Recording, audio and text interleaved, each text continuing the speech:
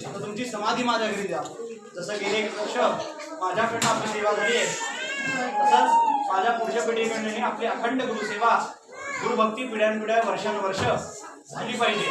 म्हणून मला जर आपल्याला काही द्यायचं असेल तर तुमची समाधी आणि तुमच्या समाधीचा सेवा करण्याचा लाभ माझ्या नशिबामध्ये द्या।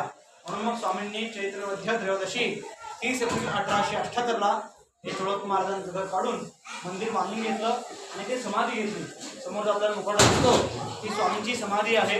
वर जेवढा गाभारा दिसतोय तेवढं ते खाली गुहा आहे, त्या गुहेला ब्रह्मानंद गुहा म्हणतात। त्या गुहेमध्ये अजूनही साक्षात गुरु श्री स्वामी समर्थ महाराजांचा देह म्हणजे ते स्वतः अजूनही इथे खाली बसलेले आहे। इथे कुठलीही मूर्ती पादुका स्थापन केलेलं मठ नसून मंदिर नसून हे स्वामींनी स्वइच्छेने त्यांचे परमशिष्य श्री तुळक महाराज यांच्या घरी समाधी घेतली। डावीकडे आपल्याला अम्रकोटेश्वर शिवलिंग दिसतात, मध्ये खंडोबा माळसा बानाई कोरड्यामध्ये, उजवीकडे महेश्वर गणपती आणि त्या मुखवट्याच्या बॅक साईडला तुम्हाला एक चांदीचं कवर दिसेल चौकोन आकारामध्ये, तर ते नरसिंहवान यांचे पादुका, नृसिंहवान यांचे पादुका।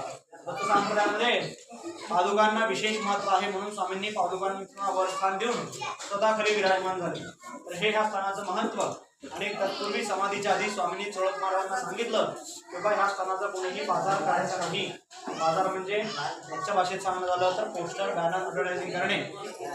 स्वामींनी सांगितलं की अक्कलकोटला येणारी प्रत्येक व्यक्ती वेगवेगळ्या कारणासाठी येणार आहे। कुणी श्रद्धेने येतं, कुणी निष्ठेने येतं, कुणी निस्वार्थ भावने येतं, कुणी मनामध्ये स्वार्थ घेऊन येतं, कुणी फक्त यायचं म्हणून येतं। तर स्वामींनी सांगितलं की प्रत्येक येणाऱ्या व्यक्तीला मी माझ्या स्थानाला येऊ देणार नाही।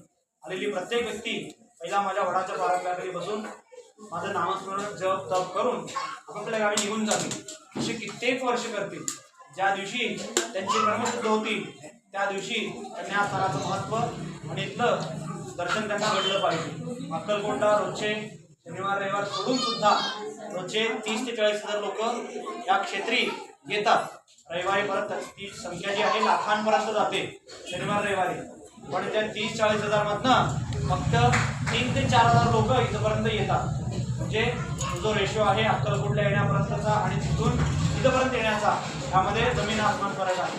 तर आज जे काय तुम्ही करायला आहात, कोणी सांगितलंय, कोणी पाठवलंय किंवा कोणी बोलावून घेतलंय किंवा कोणी दाखवलंय म्हणून नाही, हे तुमच्या कर्माने इथपर्यंत आलेलं आहात।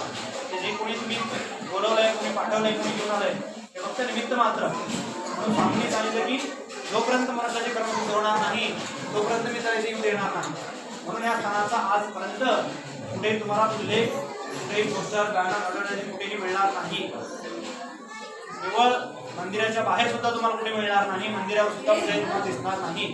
मंदिरावर फक्त